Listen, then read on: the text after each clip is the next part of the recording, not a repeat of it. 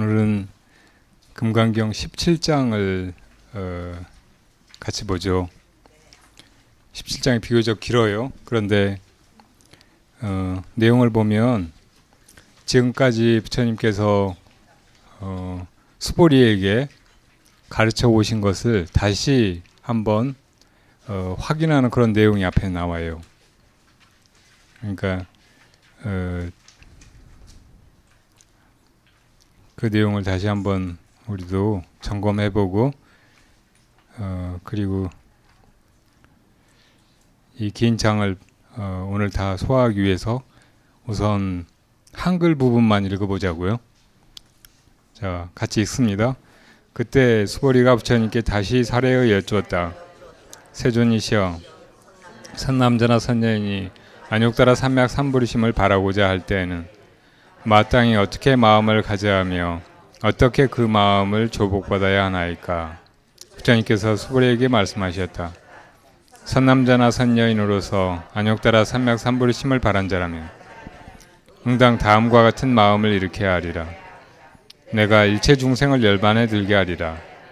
그러나 비록 일체 중생을 열반에 들게 한다 해도 실제로는 한 중생도 열반을 얻는 바가 없는 것이다. 왜냐하면 수보리여, 만약 보살에게 나라는 상, 남이라는 상, 중생이라는 상, 수명이 있는 존재라는 상이 있다면 그는 결코 진정한 보살이라 할 수 없기 때문이니라. 왜 그러한가?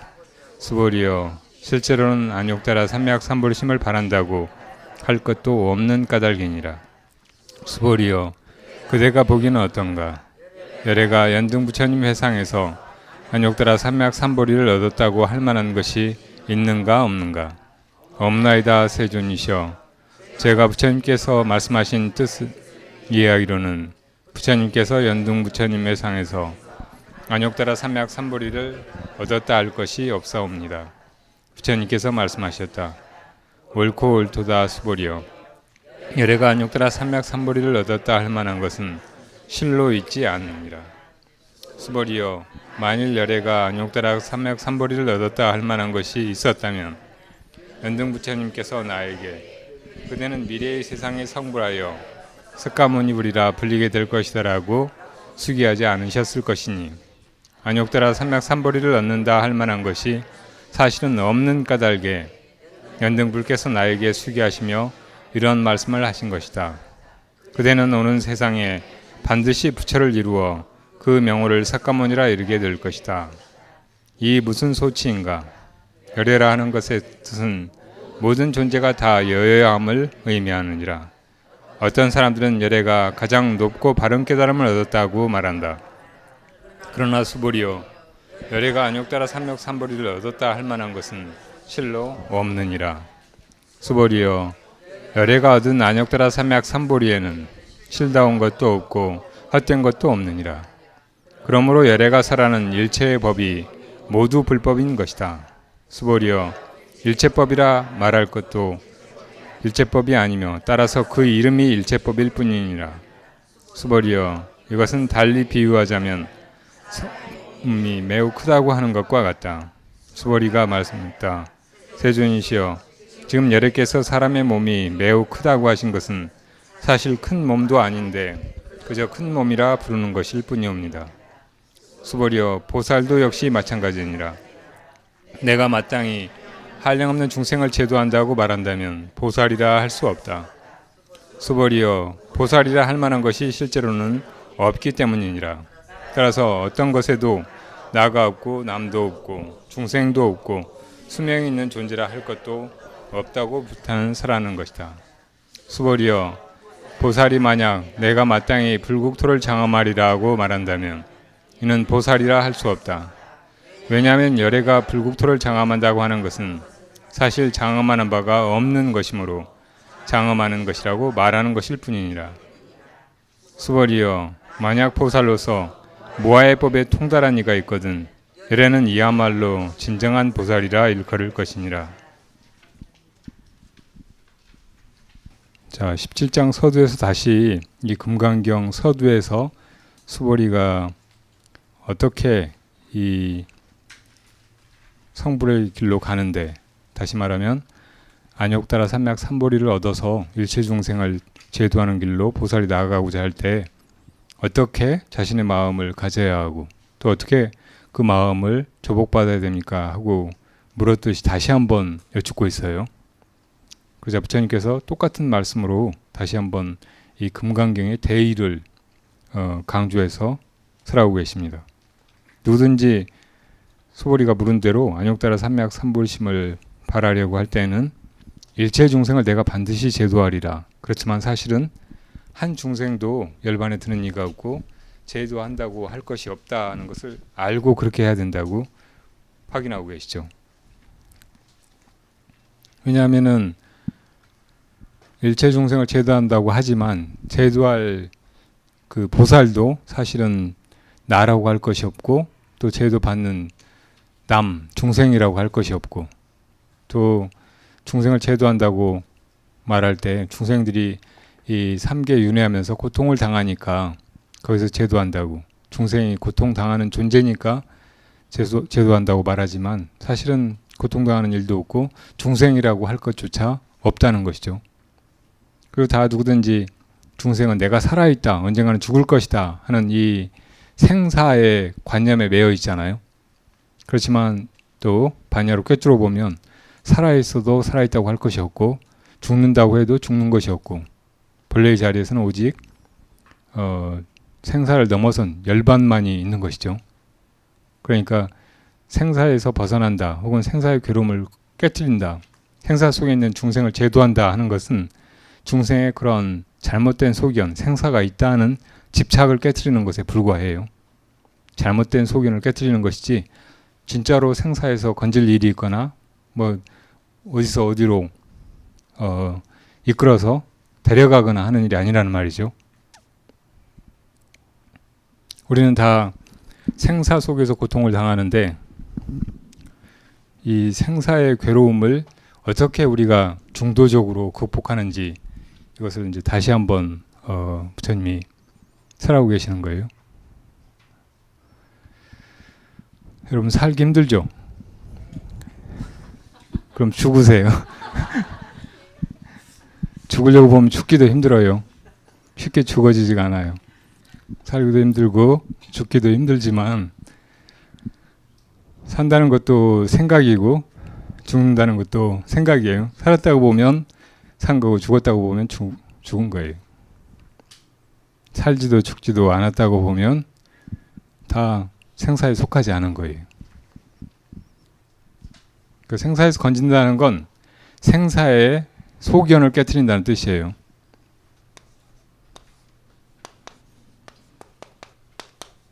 여러 번 부처님의 가르침이 바로 이 중도에 있고 금강경과 같은 반야경들이 다 중관을 가르치고 있다고 말씀을 드렸습니다. 이 중관에 대해서 처음에 구체적으로 교서를 정리한 분이 있다면은 나가르주나 용수보살이에요. 용수보살이 중론을 통해서 이 중관에 대해서 구체적으로 설명을 했어요. 용수보살의 그 가르침에 의하면 우리가 있다고 생각하는 것, 이것은 잘 보면 있는 것이 아니고 오직 인연이 있을 뿐인 거예요. 인과 속에서 인과 연이 합해가지고 결과를 만들어내서 그게 있는 것처럼 보일 뿐인 거예요. 그러니까 어떤 것이 있다면은 그 안에 그것 고유의 어떤 실체가 있어야 하고 그것은 변하지 않는 것이어야 하고 생겨났다 사라지지 않는 것이어야 하거든요. 근데 그 어떤 것도 잘 살펴보면 일시적으로 어떤 인연이 모여서 그렇게 있는 것처럼 보일 뿐이고 계속해서 변화해 가고 있고 언젠가는 사라져 버려요. 그러니까 이게 실체가 없는 거예요. 이걸 잘 꿰뚫어 보면은 오직 인연만이 있을 뿐이라고. 근데 인연은 어떤 실체가 있는 것이 아니잖아요. 여러 가지 어떤 조건들이 모여가지고 어떤 것을 드러낼 뿐이지 이 조건 자체는 있는 것이 아니죠. 그러니까 실제로 있다고 생각하는 것, 이것이 사실은 비어서 없다는 거예요. 공이라는 거죠. 있다는 것을 이게 실체라고 보고 정말 있다고 보면 이것은 없다는 것의 상대적인 그런 개념이잖아요. 이렇게 어떤 것이 있다, 없다 하는 상대적인 개념에 집착해서 보면 이 속에서 꼭 괴로움이 생겨요. 왜냐하면 어떤 것이 있다고 볼 때 그것이 좋은 것이면은 집착하는 마음이 생기고 구하는 마음이 생기고, 근데 그것은 변해가 버리고 언젠가는 사라져 버리잖아요. 그러면 그것이 괴로움을 주는 거예요.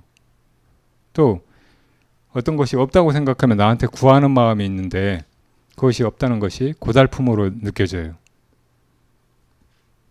그러니까 이 있다는 것이나 없다는 것이나 다 상대적인 그런 분별의 세계에서 우리들에게 고통을 끼칠 뿐이지, 이 속에서 아무리 좋은 것을 구하고 행복을 찾고 해도 얻을 수가 없는 거예요. 이것을 바르게 중관할 때 있다고 생각하는 것이 오직 인연의 화합일 뿐이고 사실은 비어 없다는 것을 각찰할 때 이제 이 괴로움에서 벗어난다는 것이죠.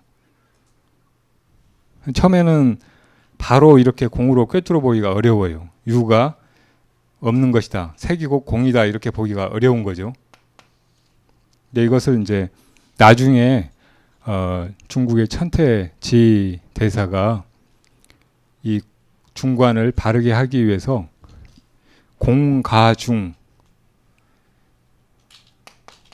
3관을 통해서 차제로 닦아나가면 쉽다고 하셨어요. 공가중 이 세 단계로 해나가다가 나중에는 이제 이 공가중이 한 번에 그냥 한 번에 그렇게 통찰이 되도록 하는 것이 좋다고. 그러니까 공가중의 순서대로 차제관을 해나가다가 나중에는 이 3관이 하나로 되도록 다시 말하면 일심 3관이 되도록 하는 게 좋다고 또 체계화해서 설명하셨어요. 그럼 무엇이 공간인가? 있다고 생각하는 걸 잘 보면 그것이 실제로 있는 것이 아니고 인연뿐이에요. 그러니까 있는 것이 아니게 보이는 거, 이것이 공관이에요. 근데 그렇게 보면은 이제 아무것도 없어요. 그러면 물론 그 전에 어떤 것이 있어서 우리들한테 괴로움을 끼치던 것은 사라졌죠. 근데 더 이상 이제 이 세계가 있어야 될 이유도 없고 우리가 뭐 해야 될 일도 없고 더 나아가지를 못한다고. 바로 이 지점에 떨어져 있으면은 소승의 관점인 거예요. 이 삼계가 있다고 보고 자아가 있다고 보고 이 속에서 뭔가 해나가려고 행복을 얻으려고 하는 것이 중생인데, 그런 중생의 집착이나 가래를 통해서는 열반을 얻을 수가 없잖아요. 부처님이 이 모든 건 다 연기하는 것이고 그 연기를 꿰뚫어서 존재라고 여기던 것이 공하다는 것을 봐야 된다 이렇게 가르치셔서 무아를 깨달으면 이제 더 이상 집착할 것도 없고 아무것도 없다고.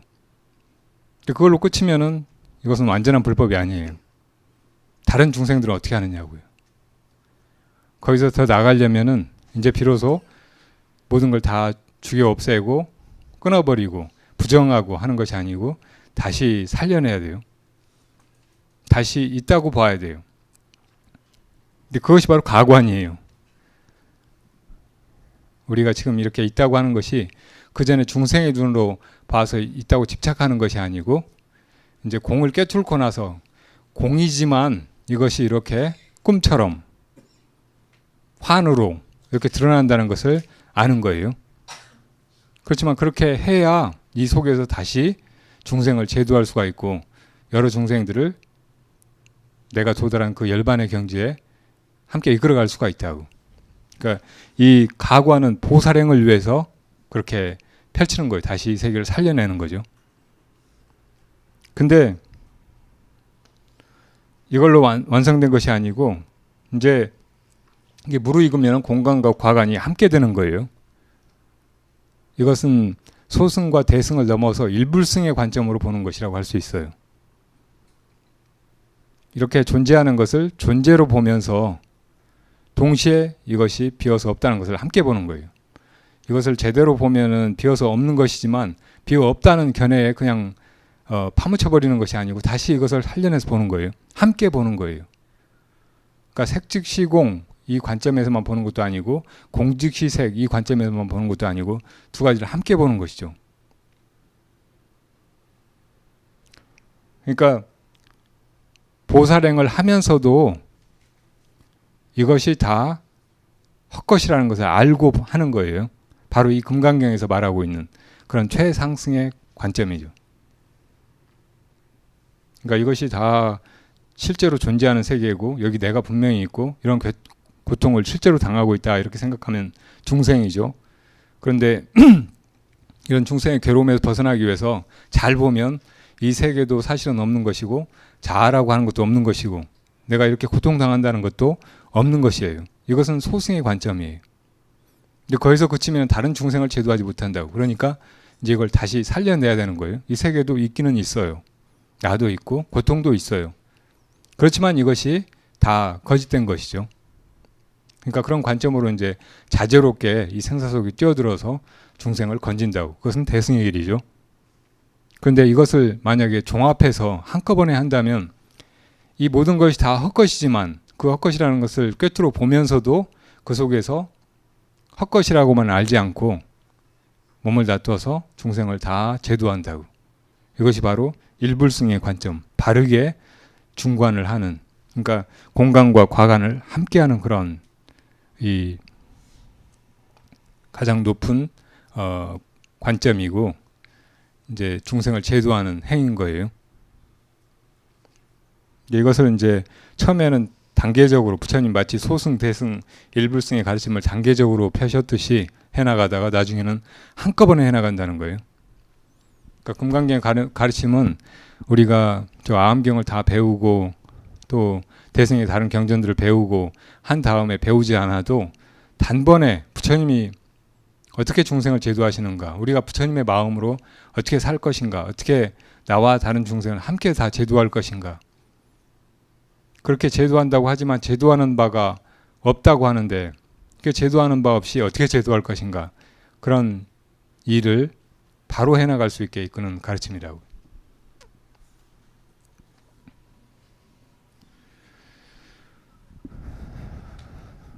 이것을 이 중도를 또 이렇게도 말할 수 있어요.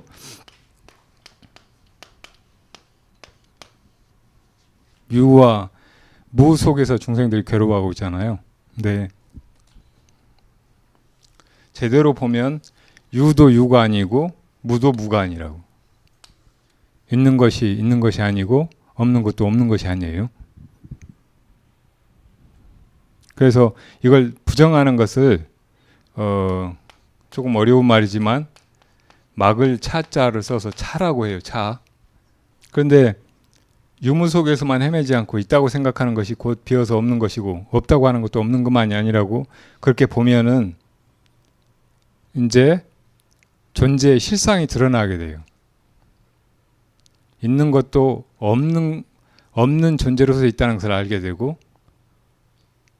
있는 것도 없는 것도 있는 것이 그렇게 사실은 없는 것이라는 것을 보게 된다는 말이죠.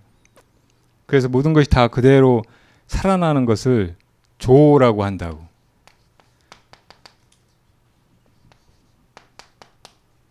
차조라는 말 많이 나오죠. 그러니까 차는 끊어버린다 그 말이에요. 그러니까 존재하는 것을 다 끊어버리면 차가 되죠. 근데 조는 살려낸다, 비추어서 이것이 있다고 본다 그런 뜻이에요. 있다고 바르게 보면은 조가 된다고. 그런데 이 차가 있다고 생각하는 것만 끊어버리는 것이 아니고 이 조가 없다고 생각되는 것만 살려내는 것이 아니고 이 유무의 양변을 다 함께 끊어버리는 거예요. 있는 것도 있는 것만이 아니고 없는 것도 없는 것만이 아니죠. 이 두 가지를 다 끊어버리는 것을 쌍차라고 한다고. 두 가지를 다 쌍으로 다 없애버린단 말이에요. 유도 유가 아니고 무도 무가 아니고. 그런데 그렇게 보면은 이제 유는 무로서 없는 것으로서 살아나고 무는 없는 것만이 아니고 사실은 있는 것으로 살아나게 된다고. 그 두 가지가 다 이제 살아나게 되는 것을 차조라고 해요. 두 가지를 다 살려주는 거죠. 그러니까 차라는 말은 어떻게 보면 죽여버리는 거예요. 그리고 조라는 건 살려주는 거고 그리고 죽여버린다는 것은 상대의 존재를 내가 뺏어버리는 거예요. 그래서 이것을 뺏을 탈자를 써서 표현하기도 하고, 또 살려내는 것은 그것을 있는 그대로 따라주고 놓아준다는 뜻이에요. 따라준다고 해서 종이라고 표현해요. 그러니까 이 존재를 바르게 중도적으로 통찰하는 것은 있는 것이 있는 것만이 아니고 없는 것이 없는 것만이 아니라는 것을 먼저 보아서 그 차를 통해서 이제 있는 것이 사실은 없는 것이 그렇게 드러난 것이고, 없는 것은 있는 것이 그렇게 드러나는 것이라는 것을 알아서 두 가지를 다 살려내는 거예요. 쌍조하는 거예요. 이렇게 하는 것은 한편으로는 다 죽여버리고 또 한편으로는 다 살려내는 일이에요. 한편으로는 다 뺏어버리고 한편으로는 다 놓아주는 일이라고. 이렇게 하는 것을 반야가 깊어질수록 자제하게 돼요. 다시 말하면 살, 활, 종, 탈에 마음대로 하게 된다고. 그리고 이것이 따로따로가 아니고 이게 다 동시에 일어나게 돼요. 이것을 차조 동시라고 말해요. 차조 동시, 쌍차 쌍조, 차조 동시, 이런 약간 어려운 개념이지만 이것을 다 중도를 표현한 것이라고 이해해 두는 것이 좋아요. 그러니까 소승에서는 처음에 이제 중생이 이 삼계 윤회하면서 내가 있다, 이 세계가 있다, 고통이 있다, 이렇게 유에 집착하고 살잖아요. 그러니까 그 유를 다 부셔버리는 거예요. 유에 집착하면서 또 그것들이 없는 것은 무라고 생각하잖아요. 그래서 무의 개념도 없애버리는 거죠. 그렇게 유와 무를 끊어버리고 중도적으로 존재하는 것도 비어서 없는 것이고 없는 것도 없는 것만이 아니라는 것을 보게 하는 거예요. 그 다음에 대승에 와가지고는 또 그것이 더 심화돼가지고 소승에서 얻은 열반, 이것도 사실은 진짜 열반이 아니라고 부셔버려요. 무아만이 아니라고, 그러니까 다시 살아나야 된다고 또 뒤집는 거예요. 그리고 중생이 이렇게 살아가지만 이게 중생의 괴로움이 아니고 이게 보살행이라고 또 살려내는 거예요. 그러니까 차조가 다시 살아나는 거죠. 더 심화돼가지고 그냥 소승의 차원에 떨어져 있지 않도록 더 끌고 가는 거예요. 그리고 대승에 와가지고는 이제 또 대승에 머무르지 않고 이 모두가 다 부처의 일이고 네가 보살로서 중생을 제도한다 이런 상도 가지면 안 된다고 또 부정한다고. 그 중생의 이런 노름, 이것도 사실은 다 보살의 생이고 보살의 교화행이라고, 그렇게 돼야 된다고 다시 살려내는 거예요. 이렇게 쌍차 쌍조를 통해서 아주 괴롭고 오직 그 유부에만 집착하고 있는 중생견을 깨트리고 이제 소승으로 더 심화시켜서 대승으로 더 심화시켜서 일불승 최상승으로 이끌어가는 구조로 부처님의 가르침이 되어 있다고요. 그러니까 이렇게 중도관이 점점 이렇게 심화되어 나가는 거, 이것이 부처님의 교설이에요. 그 맨 마지막에 가가지고는 이제 선을 얘기하셨잖아요. 부처님이 소승, 대승, 일부승하고 교설로서 얘기한, 그렇게 점점 심화시켜온 그런 것조차 다 부정해버리고 이제 말 없는 가운데서 진리를 드러내셨다고. 이건 그야말로 이제 이 중도가 그 어떤 언어적인 분별이라든지 단계를 다 초월해가지고 그대로 드러난 거예요. 불법이 이런 구조로 되어 있다는 것을 알고 이 금강경 가르침을 깊이 들여다보는 것이 좋겠습니다. 자, 그런 맥락에서 한번 더 쭉 봐요. 처음에 부처님이 내가 성불에서 일체 중생을 제도해야 되겠다 이런 발심을 하신 것이 연등 부처님 회상에서죠. 선예 혹은 호명 보살의 이름으로 연등 부처님께 공양을 올리고 미래세에 네가 성불에서 석가모니 부처라고 불리게 될 거라고 수기를 받으셨어요. 근데 이것은 이 우주 법계 또 한 존재의 구경의 일이고 가장 의미 있는 일이죠. 근데 이것조차, 이걸 일불승이라고 하지만 이것조차 사실은 지혜로 보면 있다고 할 수 없는 일이라는 거예요.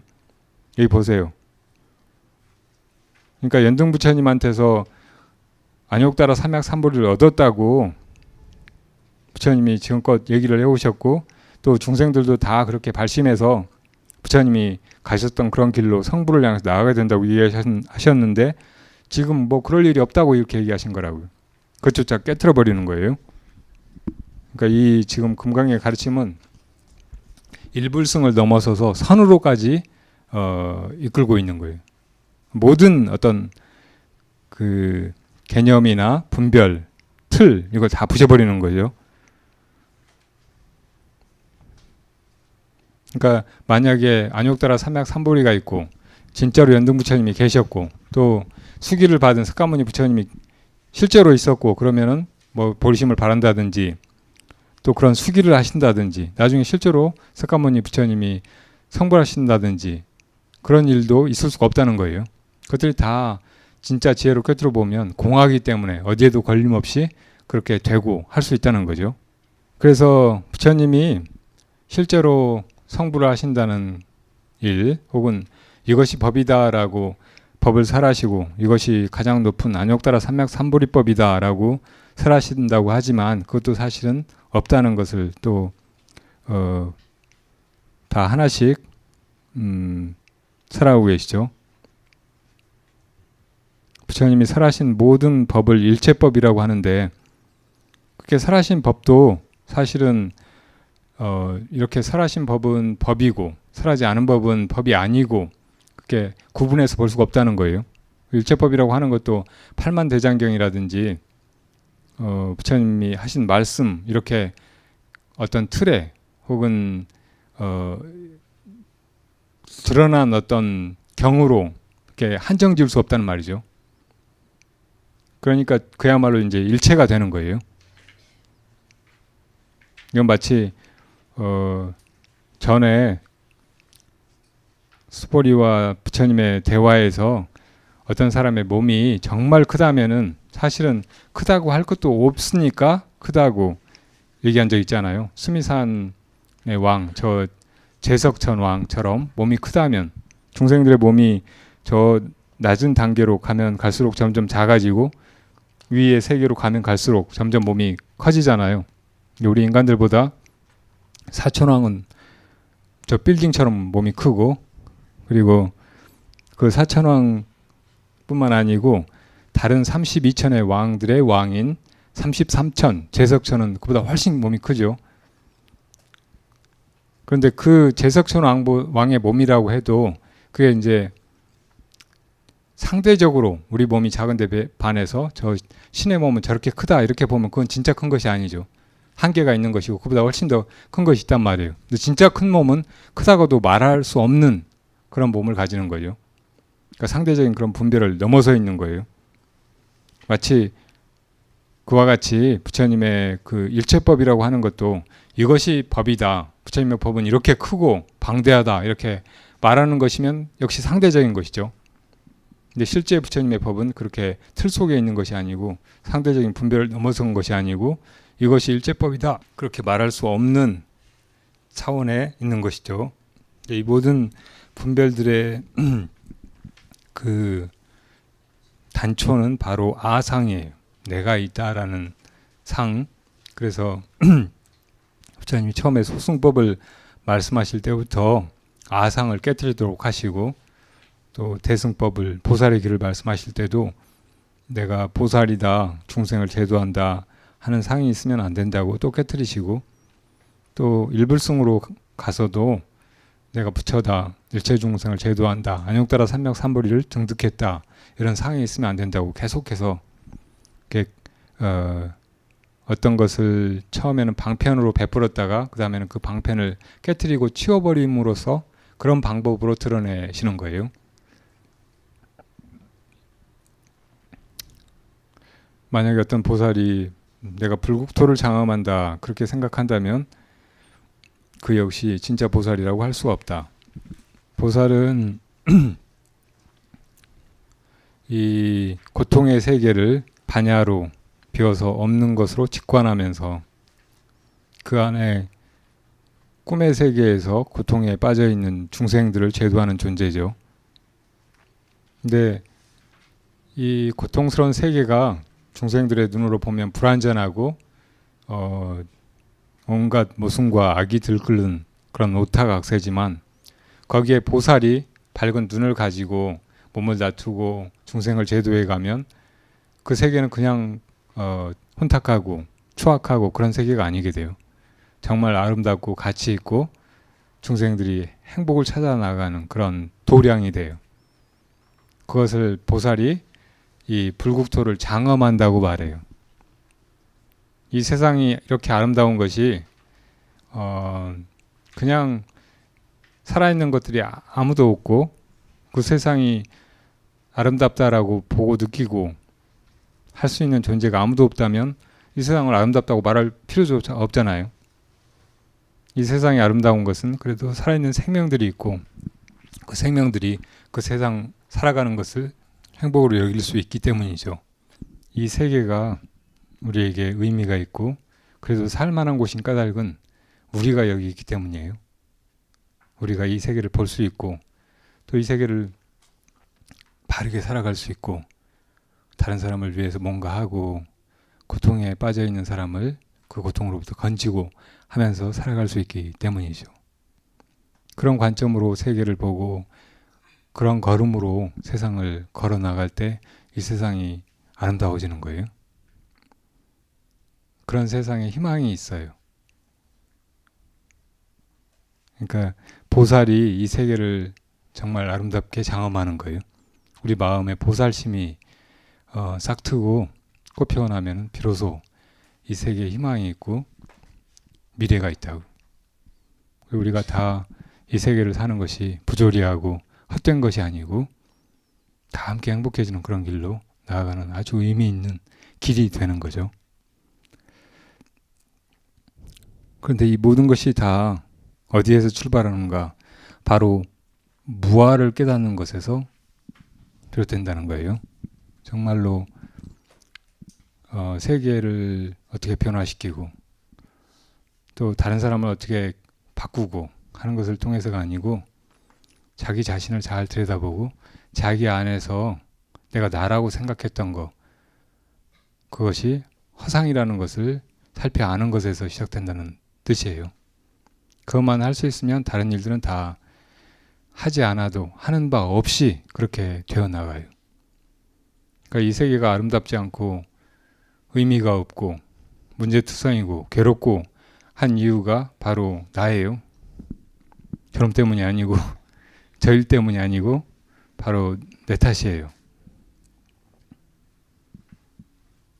그래서 진짜 행복해지기 위해서는 내가 사라져야 된다고. 내가 사라지는 것도 자기가 막 죽으려고 하면은 아까 서두에 했던 재밌는 얘기처럼 되지가 않아요. 다른 사람을 죽이는 일도 어렵지만 자기 자신을 죽이는 일은 더욱더 어려워요. 그렇게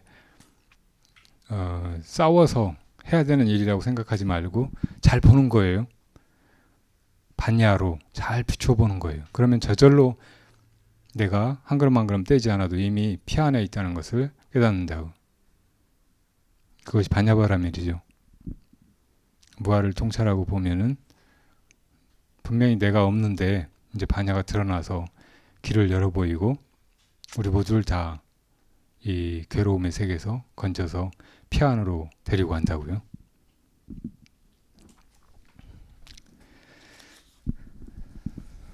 질문이 있어서 스님 편안히 잘 지내셨습니까? 금강선방에 나와서 금강경 강의도 듣고 참선 수행을 한 지가 2달이 되어 갑니다. 불교의 처음 입문에서 불제자로서 부처님께서 걸어오신 삶과 가르침을 아는 것이 먼저라 생각하여 조계종 출판부에서 나온 부처님 생애라는 책을 읽고 있습니다. 책 내용 중에 수도다나 왕, 그러니까 부처님의 부왕이었던 정반왕을 얘기하죠. 수도다나 왕이 죽고 마하파자파티, 이분은 부처님을 키워주신 이모예요. 마하파자파티가 세종께 남편 잃고 아내를 잃은 여인들이 출가하게 허락해달라고 여러 번 청했으나 세존께서는 여인들이 교단에 들어오는 것을 청하지 말라고 허락하지 않으셨습니다. 나중에 아난다의 도움으로 겨우 여인들이 출가할 수 있게 허락되었는데 세존께서는 마하파자파티가 비구를 공경하는 8가지 법을 받아들인다면 출가 수행자로 교단에 들어오는 것을 허락한다고 하셨습니다. 그리고 비구니들에게 항상 비구를 공경하여 비구들의 보호와 가르침 속에서 생활하라고 말씀하셨습니다. 첫 번째 질문은 여자도 아라한이 될 수 있다고 말씀하셨는데 왜 출가를 허락하지 않으셨을까요? 두 번째는 출가를 허락하실 때 비구를 공경하는 8가지 법을 말씀하셨는데 그 8가지 법이란 무엇인가요? 자, 첫 번째, 분명히 여자도 도를 깨달아서 아라한이 될 수 있다고 부처님 말씀하시고 실제로 그렇게 된 비구니들이 많이 있었죠. 그런데 왜 처음에 부처님이 출가를 허락하지 않으셨을까요? 이 승단이라는 것은 이 세상에서 눈에 보이는 현전 승가로서 아주 중요한 의미를 가져요. 사람들은 다 눈에 보이는 것만 보잖아요. 자기들 소견으로 받아들여지는 것만 믿고 이해하고. 그러니까 어떤 스님이 속으로는 전혀 스님이 아니고 제가자들보다 더 엉망인 속된 그런 삶을 살고 있어도 그 스님이 승복 입고 있으면 스님인 줄 알아요. 그래서 뭐 술을 마신다든지 또 포카를 친다든지 막 그런 짓들을 하면은 아, 스님들이 저러는구나, 불교가 저러는구나, 부처님의 가르침이 저런 것이로구나 하고 그렇게 생각하게 돼요. 그러니까 이 승단에 누가 들어와 가지고 스님이 되는 것은 엄격한 요건을 둬 가지고 그럴 업이 없는 사람, 정말 다른 사람의 사표가 되고 이 불법을 잘 구현해서 사람들에게 전해줄 수 있는 그런 사람이 되어야 한다고. 그래야 바람직한 거예요. 그러니까 부처님이 승단에 누가 들어와서 스님이 되는 것은 이 여러 가지 자격 조건을 두었어요. 예를 들어 몸이 불구인 사람은 스님이 못 되게 했어요. 되게 불공평한 것 같잖아요. 요즘에는 장애인들이나 몸이 어디가 다른 사람처럼 성치 않은 사람들도 다 존중받고 그게 바람직한 것이라고 여기는데 실제로 사람들 마음속에서나 그냥 뭐 옛날에나 일반적인 인간들의 세계에서 그런 분들은 여러 가지로 불편하고 힘들고 하잖아요. 차별 대우당하고. 그 실제로 다른 사람들이 보기에도 그게 불행한 일이지 뭐 온당하거나 좋은 일은 아니잖아요. 그 실제로 어떤 사람이 스님이 됐는데 벙어리다. 그러면 곤란하잖아요. 사람들한테 법을 가르치고 이렇게 하는데 어떤 사람이 이 범죄를 극악무도한 범죄를 저질러 가지고 수많은 사람들한테 지탄을 받는 사람이다. 그럼 그 사람이 개화천선해 가지고 스님이 돼서 실제로는 잘 산다고 해도 여전히 사람들 앞에 나서면 사람들이 그 사람을 믿지 않고 따르지 않는다고. 그러니까 이런 것 때문에 뭐 범법자라든지 혹은 불구자라든지 뭐 그런 사람들을 승단에 들어오지 않게 하셨다고. 근데 이것이 이 세상의 이치라든지 사람들의 소견이라든지 이런 걸 고려해서 부처님이 이 승단은 그런 여러 가지로 부족하고 다른 사람 사표가 되기에는 모자라는 사람들의 그런 집단이 되지 않도록 하려고 그렇게 정하신 것이지 그런 사람들을 차별해서 한 것은 아니에요. 그런 분들도 제가자로서 얼마든지 수행할 수 있고 그러면 또 깨달을 수 있다고. 근데 다른 사람 앞에 나서가지고 스님 노릇을 하고 뭔가 가르치고 또 불법 이런 것이라고 보여주고 하는 데는 조금 애로가 따르는 거죠. 그래서 그냥 제가자의 삶을 살도록 하신 거라고. 남자와 여자를 구분하고 그렇게 처음에는 여자들 승단에 못 들어오게 했다가 나중에 겨우 받아들이시고서도 여러 가지 제약이 따르는 그런 규율을 지키게 하시고 이런 것도 마찬가지로 이해해야 돼요. 사람의 근본은 다 똑같아요. 우리는 남자도 아니고 여자도 아니에요. 사람도 아니에요. 예전에 숭산 스님 제자인 어떤 미국 여자가 화가 나가지고 찾아왔어요. 선생님 정말로 여자는 성불 못해요? 여자는 성불 못한다는 경전에 언급이 있거든요. 그렇다고 승도 선생님 너무 태연하게 얘기하시는 거예요. 정말 그래요? 그럼 나 수행 안 하겠다고. 그러니까 그래 그럼 하지 마. 그러니까 화나가지고 돌아가니까 부르셨어요. 잠깐만. 그런데 너는 여자니? 그렇게 물으셨다는 거예요. 내가 누구인가 이렇게 물으면 나는 이 육신이 아니에요. 더구나 어떻게 내가 여자하고 남자하고 하겠어요? 그런 마음으로 사실은 수행을 해 들어가야 되는 거죠. 그렇지만 우리가 이 모습을 가지고 이 세상에 와서 이 상의 세계에서 살아갈 때는 그런 모습들이 다 다르고 다 업에 따라서 자기 분이 있고 그렇기 때문에 그것을 또 완전히 무시할 수가 없다고. 그것은 마치 여러분들이 아들이나 딸을 낳아서 기를 때 아들과 딸을 차별하지 않고 똑같이 사랑하고 똑같이 존중하고 하지만 실제로 뭘 하거나 규칙을 지키거나 할 때는 다르게 대하는 거하고 똑같아요. 아들하고 딸하고 있는데 너희들 똑같이 오늘부터는 밤 10시 전까지는 들어와야 된다. 이렇게 하지 않잖아요. 아들은 12시까지 들어와도 12시만 넘지 마라. 밖에서 자고만 오지 마. 이렇게 하면서도 딸한테는 너는 10시까지는 들어와야 돼. 그렇게 얘기하잖아요. 그 이유가 뭐예요? 딸을 차별해서 괴롭히기 위해서 그렇게 하는 건가요? 오히려 딸을 더 똑같이 사랑하기 때문에 보호하려고 하는 것이라고. 그러니까 부처님이 비구니들을 받아들이면서 비구들을 존중해야 된다. 이렇게 하신 것도 그런 관점으로 봐야 돼요.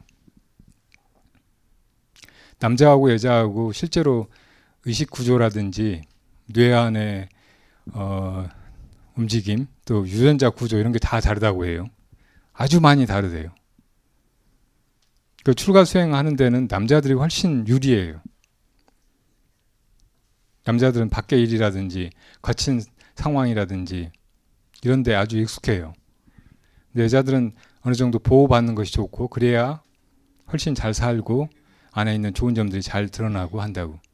그러니까 그렇기 때문에 비구들이 사는 절 옆에 비구니들 처소를 마련하고 거기서 살아라고 이렇게 울타리를 만들어 놓으신 것이 비구니들 차별해서가 아닌 거예요. 비구니들을 보호하려고 하신 것이죠. 부처님의 법을, 부처님 정해놓으신 것들을 그대로 믿고 따라가다 보면 왜 그렇게 하셨는지도 충분히 납득하게 될 뿐더러 부처님 정말 우리를 이끌려고 하시는 그 열반의 길로 내가 나아갈 수 있는 거예요. 이런 게 부당하다. 페미니스트가 돼가지고 왜 불법이 좋은 줄 알았더니 이런 이상한 전 근대적인 것이 이런 속에 있을까? 이건 나중에 비구들이 여성들을 차별하려고 만든 것일 것이다. 이렇게 이해하면은 부처님 뜻에서 벗어나 버리는 거예요. 오늘도 부처님의 가르침을 금강경을 통해서 같이 공부한 인연이 참으로 소중하고 이 세상의 천금보다 더 보배롭게 느껴집니다. 우리가 어떻게 살아야 될지 모르고 무엇을 해야 할지 모르고 그 미망 속에서 지금까지 이 괴로움을 당하고 살아왔는데 이제 여러분들 마음 안에서 보리심이 분명해지고 나와 다른 모든 고통 당하는 이웃들이 함께 다 이 괴로움에서 생사의 괴로움에서 온전히 벗어나는 것, 이것이 내 삶의 목표이고 분명한 길이 되었기를 빌어요. 금강경 오늘 17장 마지막 부분이 통달 무아법자, 이 무아의 법에 통달한 것이 진정한 보살이라고 하셨어요. 우리가 부처님의 뜻을 따라서 이 길을 가는데 결국 모두가 성불하기를 바라고 그 보살도 위에 서서 보살도를 실천해 가면서 살아야 하는데 그것은 언제든지 이 무아를 꿰뚫는 것을 통해서 되어나간다는 걸 알고 이 눈길을 안으로 돌이키시기 바랍니다.